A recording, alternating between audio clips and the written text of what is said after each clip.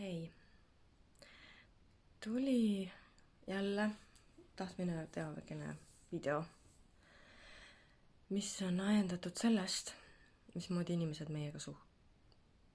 meisse suhtuvad, meiega käituvad.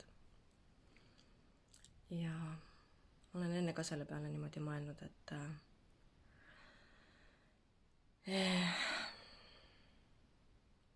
see, kuidas meisse suhtutakse, see on tegelikult meie enda vastutus.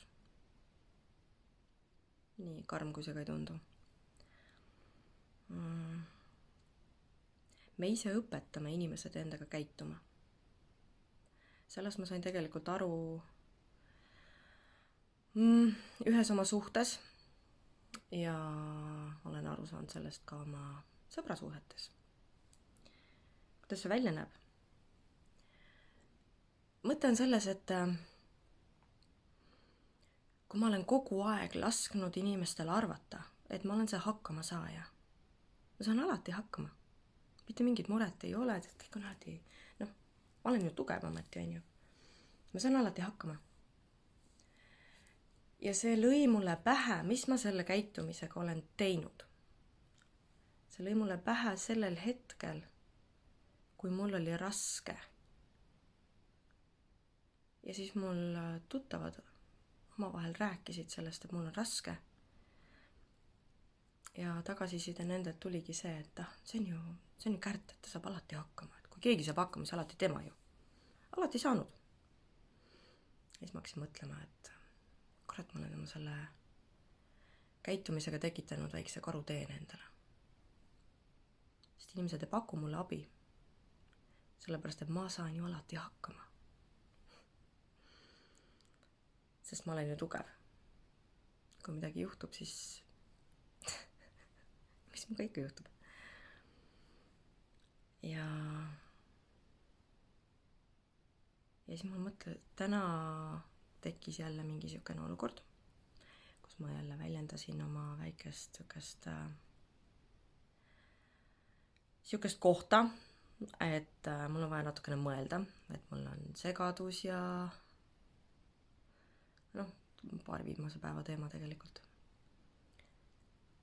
Ja vastukaja tuligi selline, et seda ei võetud tõsiselt.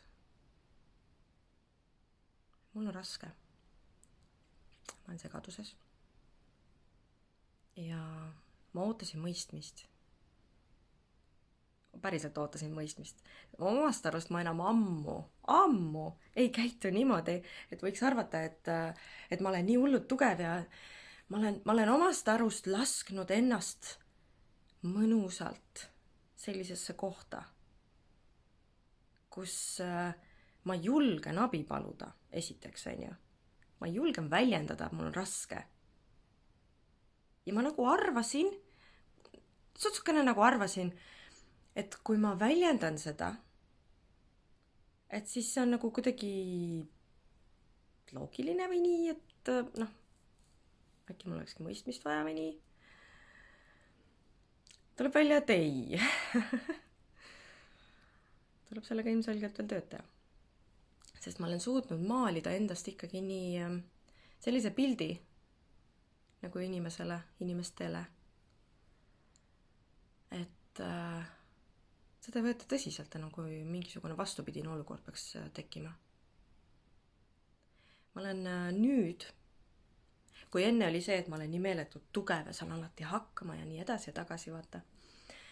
Kui enne oli selline olukord, siis nüüd ma olen sealt juba tagasi tulnud, et ma sugugistki ei käitu niimoodi ja ma saan alati hakkama. Jaa, mul on tõesti ka raske, päriselt ka, mul on ka raske vahepeal, minul on ka abi vaja, minul on ka tuge vaja. Nagu reaalselt on. Ma ei ole nii tugev. Päris mõnus tunnevus juures oli laskuda selle nagu, kuidas ma nüüd ütlengi, Eesti naine on künnihobune, on ju? Nagu üks mu lemmikcoachidest väljendab. Päris hea tunne ühesõnaga oli lasta sellest künnihobuse, sellest mentaliteedist lahti. Ja nagu tunnistadagi seda, et ma ei ole kõikvõimas. Ma olen lihtsalt naine. Ma olengi abitu vahepeal. Päriselt olen. Ja see on okei. ma võingi olla, ma peangi olema, issand jumal küll, ma olen naine ja ma ei peagi suutma ju kõike. Lisaks sellele, ma olen inimene. Inimese teeb inimeseks see, kui ta julgeb olla nõrk. Sest mitte üks inimene ei ole lõpuni kogu aeg tugev. See selleks nüüd. Mis olukorra ma nüüd olen tekitanud? Ma olen nii tohutult mõistev. Ja ma olen nii tohutult mõistlik. Jaa. Päris head avastused iseenesest. Ja nüüd ongi täpselt selline seis. Mina oma suure mõistlikkusega ja mõistusega, on ju. Ma väljendasin seda, et mul on segadus. Et ma võin teistest aru saada nii palju, kui ma tahan, on ju, aga ma ei saa endast aru. Ja mul on aega vaja. Ja mul on mõistmist vaja. Ja mul on äkki tuge vaja. Ja siis see keerati naljaks. See oli päris valus. Aga kuna valud on alati õppetunnid, see on eriti äge minu meelest. See on fantastiline jälle.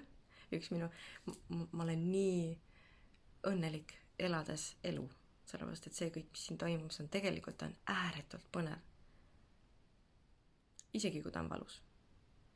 Sest need valud toovad välja meile meie nõrgad kohad, näiteks mingid asjad, mis on kuskile maetud või kinni topitud või millega on vaja tegeleda ühesõnaga. Ja minu enda suure mõistlikkuse ja mõistuse juures siis nüüd, kui mul endal on segadus ja mina vajan tuge ja mõistmist, siis ma ei saa seda. Sellepärast, et tundub nagu kuidagi, kui ma mõistan teisi kogu aeg ja kui ma suudan teisi aidata, vaata. Kuidas ma endaga hakkama ei saa? No võt. Ja ei saa. Minul on ka teraapiat vaja. Päriselt on. See, et ma seda teistele teen, see on... Üks mul lemmikutest väljenditest on see ka, et kingsepp ise käib paljalu. Teiste kingad vaatavad terveks. Teiste jalanõud on kõik korras. Aga enda jaoks aega ei jää. Enda jalanõusid. See tundub nagu nii tühine, on ju. Kuidagi natukene tundub, et see ei lähe siia teemasse. Tegelikult osalt jälle läheb.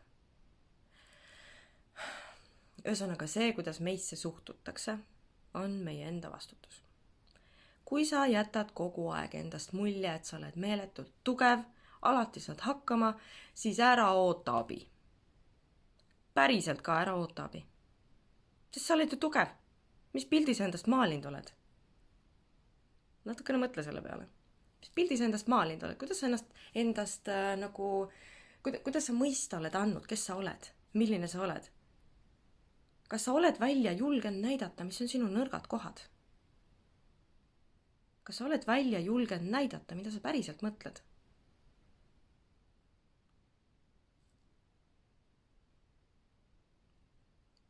Teistpidi jälle, kui sa kogu aeg vihkad teisi, kui sa kogu aeg suhtud teistesse halvasti, vaata, miks sa ootad, et sinusse suhtutakse hästi? Miks? Miks peaks keegi sinusse suhtuma hästi, kui sa ise suhtud kogu aeg halvasti? Mille poolest sa arvad, et sa oled ära teeninud siis nagu selle hea suhtumise? Nagu päriselt.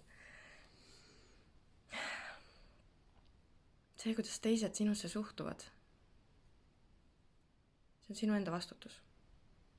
Julge olla nõrk. Sest siis teised teavad, et sa oled ka nõrk vahetevahel. Ja kui nad tunnevad ära sinu nõrkuse, siis nad saavad sind aidata, isegi kui sa ei küsi. Või toetada, isegi siis, kui sa ei küsi.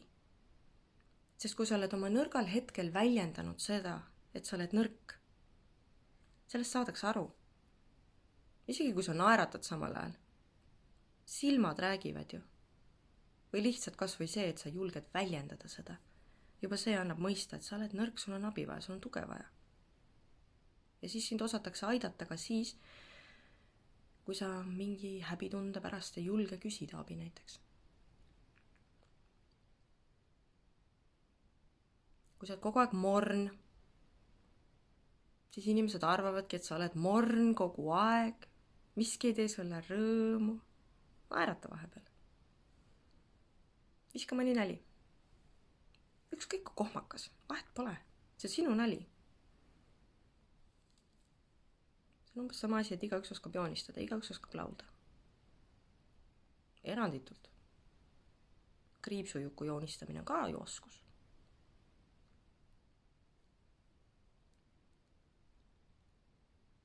Luuletuste ritta seadmine ja nende ette kandmine, hip-hop stiilis näiteks, see on ka oskus. Ja kuna hip-hop läheb ikkagi nagu minu teada laulmise alla, siis sa ju oskad laulda. Väga hea, on ju?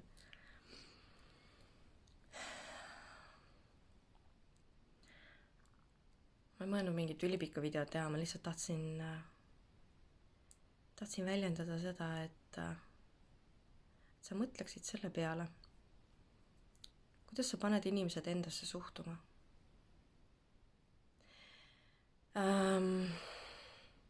Sinna auku muuseas, nii õudsana kui see ka ei kõla, kuulub see, mille pärast suhetes osad naised sõidavad oma meestest üle ja osad mehed sõidavad oma naistest üle. Mehed on suhtes abitud. See on näide, selles mõttes, ma ei ütle, et niimoodi on jumala eest, siis mina tean väga tublisid mehi. Äkki mul on vedanud, vahet pole. Oi, samas ma tean ka siukseid, okei, see on teine teema. Aga sa naisena, kas sa oled ise mõelnud selle peale, et äkki sa ise kasvatad omale sellise mehe, kelle kallal viriseda? Kas sa oled naine oma mehele või sa oled ema talle? Kui sa teed kõik asjad kogu aeg ette taha ära. Või siis lased endaga käituda ükskõik kuidas, vaata. Oma piire paika ei pane. Miks sa ootad siis mingit teistsugust suhtumist? Sa oled ise tekitanud selle ju. Mees ei oska süüa, mees ei tee sulle kunagi süüa, vaata. Sa teed ise kõik tema eest kogu aeg ära. Ja siis ühel hetkel, kui sa nüüd ütled, et kuule, mul on kopp ees, on ju. Kui sa alguses olid sellega. Võta vastutus. Mees täpselt samamoodi. Kui sa ise poputad kogu aeg, suhte alguses saati oma naist. Teed tema eest nagu, ma ei tea, stiilis külvata mingit mida oleks kinni jälle nii tore. Ühesõnaga, kui sa mehena külvad kogu aeg oma naise kinkidega üle, siis ühel hetkel, kui sul enam ei ole raha näiteks selle jaoks ega aega selle jaoks, siis kui see tavamaailm peale tuleb, siis naisel ei sobi enam, sest ta on ju harjunud sellega, mis sa alguses saati teinud oled. Miks sa siis virised? Kes selles süüdi on? Kes oma naise selliseks kasvatas? Harjutas? Väike mõttekoht. See, kuidas inimesed meisse suhtuvad, see on meie enda vastutus. Igatahes meie ise õpetame inimesed endaga käituma. See on meie enda vastutus, mismoodi meiega käitutakse. Mõtle hästi järgi, mismoodi sa õpetad inimesi endaga käituma. Kas sa neelad kõik asjad alla, mis sulle vähegi tehakse?